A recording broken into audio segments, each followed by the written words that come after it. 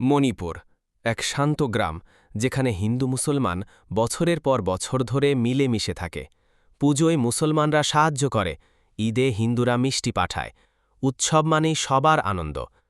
হঠাৎ এক বছর ঈদ আর দুর্গাপুজো পড়ল একই দিনে।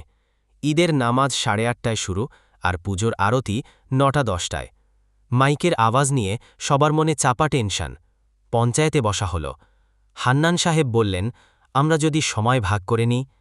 পুরোহিতজি হাসলেন, আমরা আরতি 9টায় না দিয়ে 10টায় পিছিয়ে দিতে পারি।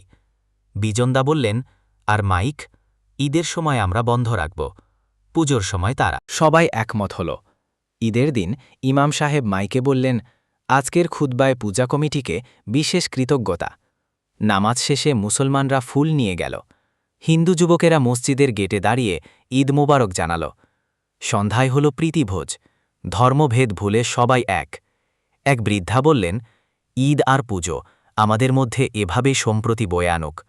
মণিপুরের মানুষরা বলে, ঈদ হোক বা পুজো, ধর্ম আলাদা হলেও মনগুলো তো এক।